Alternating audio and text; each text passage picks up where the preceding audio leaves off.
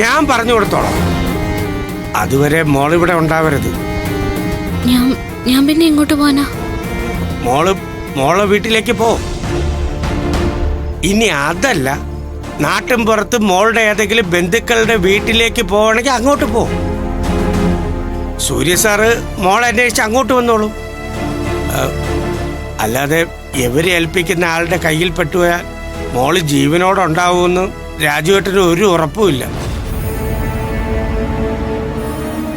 അങ്ങനെയൊന്നും പേടിച്ചോടാൻ ഞാനില്ല. അല്ല മോളെ, എന്നെ ഇല്ലാതാക്കാൻ അവർ ശ്രമിക്കുകയാണെങ്കിൽ ശ്രമിച്ചോട്ടെ. അവര് ശ്രമിക്കുന്ന കാര്യങ്ങളൊക്കെ ഓരോന്നോരോന്നായിട്ട് പൂർത്തിയായി വരികയല്ലേ. ആരതിയെ കൊണ്ട് കള്ളം പറയിപ്പിച്ചു, സൂര്യ സാറിനെ കൊണ്ട് വിശ്വസിപ്പിച്ചു. ഇനിയിപ്പോ ഞാനിവിടെ കിടന്ന് അലറിയിട്ടും പ്രയോജനമൊന്നുമില്ല. ഇത്രയും വലിയ കമ്പനി നടത്തുന്ന പത്മ മാഡം എന്തുമാത്രം ആളുകളെ ഒതുക്കുന്നതാ. എന്തൊക്കെ സംഭവിച്ചാലും ഒന്നാം സ്ഥാനത്ത് വരാൻ പത്മ മാഡത്തിന് അറിയാം. പിന്നെയാണോ ഒരു വേലക്കാരിയുടെ മുൻപിൽ പത്മ മാഡം തോൽക്കുന്നത്? ഇത് പത്മ മാഡത്തിന് ദൈവം കൊടുത്ത അവസരം. കൊന്നോട്ടെ രാജേട്ടാ, എനിക്കൊരു പരാതിയില്ല. അല്ല മോളെ, ഞാനത് പറയുന്ന കേക്ക് മോളെ, പ്ലീസ്. നേരം വെളുത്ത് ആദ്യത്തെ കാൽച്ചുവടെടുത്ത് വയ്ക്കുമ്പോ മുതല് ഞാൻ താന്നിയൂരമ്മയിൽ സ്വയം അർപ്പിച്ചാ നടക്കുന്നത്. അമ്മ എനിക്കൊരു വിധ തീരുമാനിച്ചിട്ടുണ്ടെങ്കിൽ അത് മാറ്റിമറിക്കാൻ നന്ദിനിക്ക് കഴിയില്ലല്ലോ.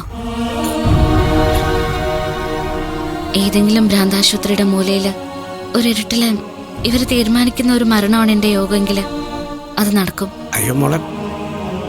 പക്ഷെ അവസാന നിമിഷം വരെ സൂര്യ സാറിനെ കാണാൻ വേണ്ടി ഞാൻ പോരാടിക്കൊണ്ടിരിക്കും.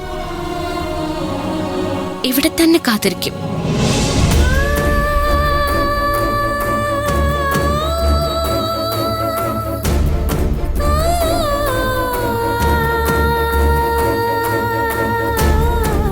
എന്റെ ദൈവമേ, എന്റെ കൊച്ചിന് നല്ലത് മാത്രം വരുത്തണേ.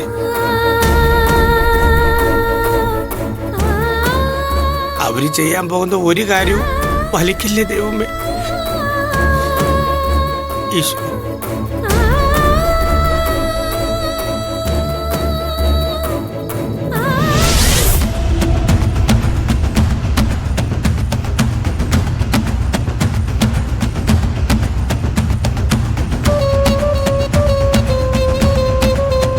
മമ്മി, നന്ദിനി ഇവിടുന്ന് ഇറങ്ങിപ്പോയി കഴിഞ്ഞാ ഉടനെ തന്നെ ആ രാജുവിനെ പറഞ്ഞു വിടണം.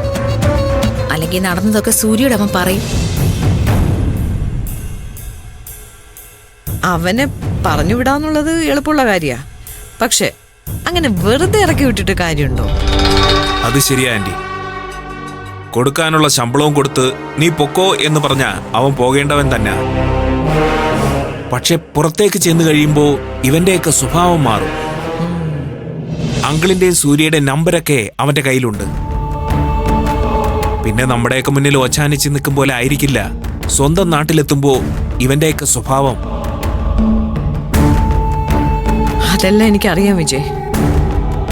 ഇവിടെ നിന്ന് പുറത്തിറങ്ങിയാൽ ഇവരുടെയൊക്കെ നാവ് പൊങ്ങാത്ത രീതിയിലേ ഞാൻ വിടും.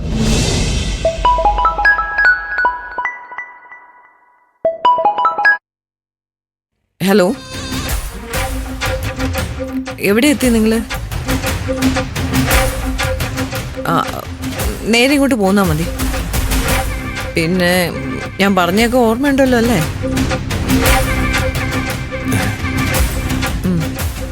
വേഗം വന്നിക്ക.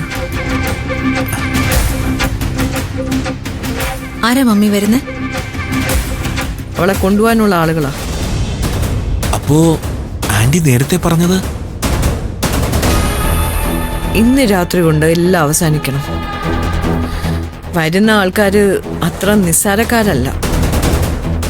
അവൾ എത്ര ബഹളം വെച്ചാലും തമിഴ്നാട്ടിലെ ഏതേലും ഒരു ഭ്രാന്താശുപത്രിയിൽ അവളെ കൊണ്ടുപോയി തള്ളിക്കോളും അവര്.